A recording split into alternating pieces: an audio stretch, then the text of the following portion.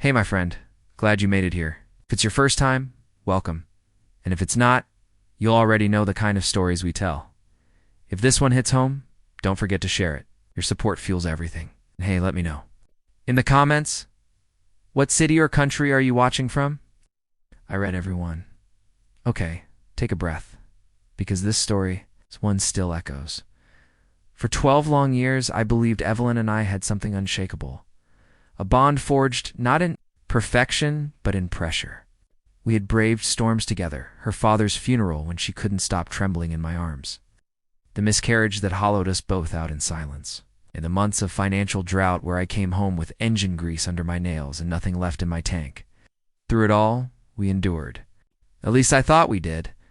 Evelyn had this rare pull, magnetic, polished, the kind of presence that made heads turn even in a crowded boardroom. She lit up spaces I barely felt comfortable standing in. While I wore oil-stained boots and ran my fingers through wires and carburetors, she wore tailored suits and climbed the polished ladder of corporate branding. We came from different worlds, but I never once questioned her loyalty. That, it turns out, was my greatest mistake. 3 months ago, I came home early, a surprise wrapped in ordinary timing. Her laptop sat open on the kitchen island, its screen glowing. I wasn't snooping. She had asked me to print a file. But then, as fate would have it, a WhatsApp message blinked onto the screen. I missed the way your lips taste. I stared at it, frozen. For a heartbeat, I tried to rationalize it. Spam? An old message? But the name said otherwise. Damien, she had. Always insisted he was just a work friend. We'd even shaken hands at a company dinner once. His laugh echoed in my memory now with a cruel edge. Out of instinct, or maybe pain, I clicked. The chat opened like a wound. Late-night messages, voice notes, photos I can't erase from my mind, and jokes at my expense that cut deeper than knives. I read how she faked migraines to skip dinners with me, all so she could text him from under our roof. Guilt slipping through the cracks? It was pride. She wasn't hiding it. She was reveling in it. I didn't scream. I didn't confront. Collected screenshots. Backups. I created a hidden folder, encrypted and off the grid. I installed cameras. Discreet, small, surgically placed in corners of the hallway and bedroom. I started leaving work early under fake excuses, altering my schedule without a hint of suspicion. I wasn't looking for a fight. I was building a stage, one where the truth would perform itself. 2 weeks passed. She told me she was off too. Brunch with the girls on Saturday? But my footage showed a different story. She came through the door with Damien hand in hand, laughing like life had never been cruel. They climbed the stairs, drunk on each other. Something inside me went still, like a switch was flipped. I grabbed the backup key, parked a block away, and entered through the rear door. Their laughter drifted down the stairs. Calm steady. Ascended. Then I kicked open the bedroom door. They scrambled, chaos wrapped in sheets. Damien tried to bolt but caught his foot in the blanket and smashed face first into the hardwood. A sound his nose made, a crunch of finality still. Echoes. Blood splattered the floor. Evelyn screamed. I stepped forward and pressed my boot gently, but firmly to his throat. Move, I said, and you'll regret it. Damien whimpered beneath me, his face a red mess. Evelyn, now draped in a robe, spat out accusations. This is assault. You're insane. I stared straight into her. I walked into my own house, her voice caught, her anger deflated. There it was, the realization. No moral high ground, no legal leverage. She was exposed. I pulled out my phone and hit record. Slowly, methodically, I captured it all. The bloodied man beneath me. The woman I once trusted now, trembling beside him. Smile for the camera, I said. My lawyer's going to love this. You've lost it, she yelled. No. I said, cool as stone. I just stopped pretending I didn't know. Then I looked at Damien. You knew she was married. You weren't tricked. You were the weapon she chose. I walked out calmly, grabbing Damien's wallet and keys from the nightstand. My revenge had just begun. That night, I sat across from Harper, my divorce lawyer, brilliant, blunt, and deadly. I gave her everything: texts, photos, videos. She smiled like a lion spotting prey. She's not getting a penny.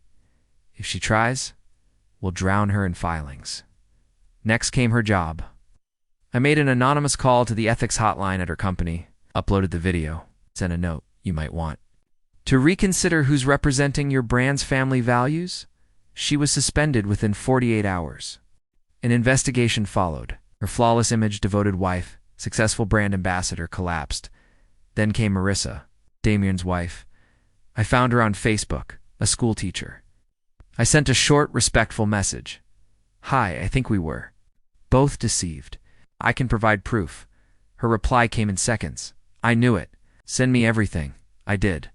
The next morning, Damien got served. One more lie detonated. I wasn't done.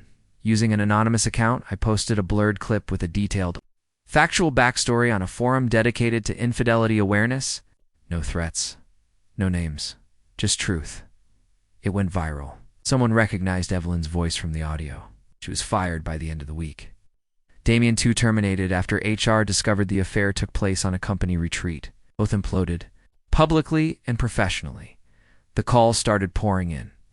7 missed calls before noon. Her voicemails cracked with panic. I lost my job. Damien's gone. Everyone turned on me. Please call me. I didn't. I just watched from the quiet comfort of my home as her life unraveled, and then Marissa went public. Screenshots, voice notes, damning captions. Friends turned away. Their gym group, their church, even her own family. Her mother messaged me, "You always treated her like gold. She didn't deserve you." Her sister blocked her. Even her last name felt heavy with shame. 2 weeks later, she showed up at my door.